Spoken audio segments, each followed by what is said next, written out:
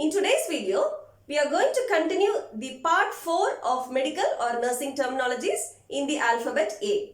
Let's go into the video. The first terminology for today is acrophallus. Acrophallus is a condition which is characterized by abnormal projection or protrusion of the umbilicus. This condition may sometimes lead to umbilical hernia. The second one is Paresthesia syndrome.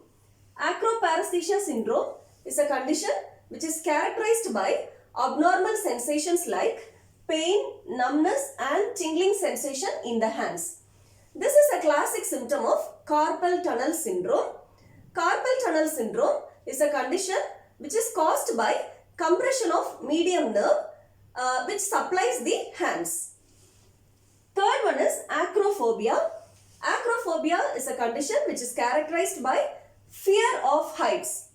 Even though the heights are not a threat, these people may suffer from severe anxiety. Fourth one is Acromycria. Acromycria is a condition which is caused by hyposecretion or decreased secretion of the growth hormone in the pituitary gland. These people will have small bones of the face and limbs. They will have normal body and normal intelligence, but they will have extremely small face and extremities. Fifth one is acrotism. Acrotism is a term which is used to refer absence or weakness of pulse, or we can say imperceptibility of pulse. The next terminology is Acro Trophodymia. Acro Trophodymia is a condition which is characterized by presence of pain, paresthesia and sensory loss of the distal extremities, usually the foot. This condition is caused by exposure of the extremities to cold and moisture for a long period of time. Next one is acyanotic. Acyanotic is opposite to cyanotic. Cyanosis is the bluish discoloration of the skin due to inadequate circulation. Acyanotic is absence of cyanosis. Next one is acyclovir. Acyclovir is an antiviral drug.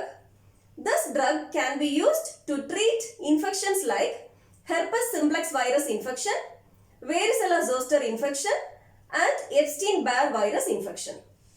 Next one is acystia. Acystia is a term which is used to refer congenital absence of urinary bladder. Next one is adacria. Adacria is a term which is used to explain absence of tears or tearlessness or insufficiency of the lacrimal secretions from the lacrimal gland in the eyes. The next terminology is adactylous. Adactylous is a term which is used to explain without fingers or toes. Adactylous is the absence of fingers or toes. Next one is addiction. Addiction is the inability to stop a substance or behavior. Addiction is the inability of a person to stop using a substance or engaging in activities or behaviors, even though this may cause psychological or physical harm to the person. Addiction can be of substances like alcohol, smoking or any other drugs, and also addiction can be of activities like gambling, eating, watching television or using mobile phones. Next one is adinalgia. Adinalgia is a term which is used to refer pain in a gland. Next one is adinectopia. Adinectopia is the presence of a gland other than in its normal anatomical position, or simply we can say adinectopia is the displacement or incorrect position of a gland. Next one is adenitis. Adenitis is a term which is used to explain inflammation of a lymph gland. Next one is Adino Megali.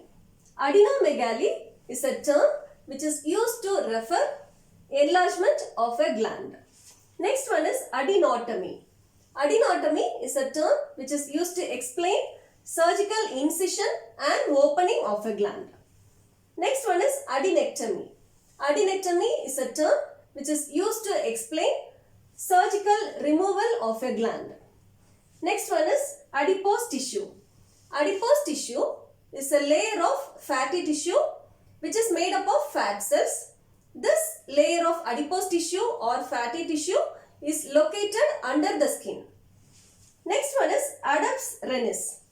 Adepts rennis is a layer of fatty tissue or adipose tissue which surrounds the kidney.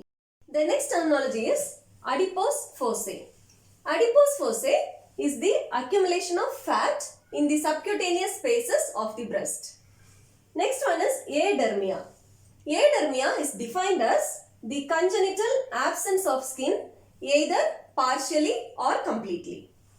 Next one is Adipsia. Adipsia is defined as the absence of thirst or a lack of desire to drink fluids even though we have dehydration. Adipsia may be due to the presence of lesions in the hypothalamus. The hypothalamus is thought to be the thirst regulating center. Next one is Arjun Therapy. Arjun Therapy is the additional therapy which is given to support the primary therapy or initial therapy. For example, a cancer patient will be given chemotherapy or radiation therapy as the initial treatment, and surgeries will be done to prevent the recurrence of cancer.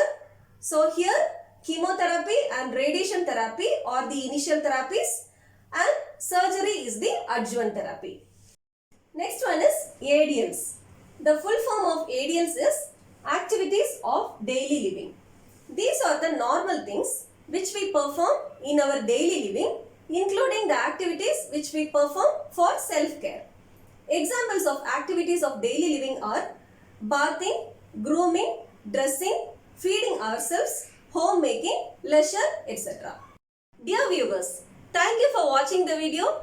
I hope that this video will be useful for you. If you really find it useful, kindly like, comment and share the video. If you are new to our channel, kindly subscribe and press the bell button to get the notifications. Thank you. Have a nice day.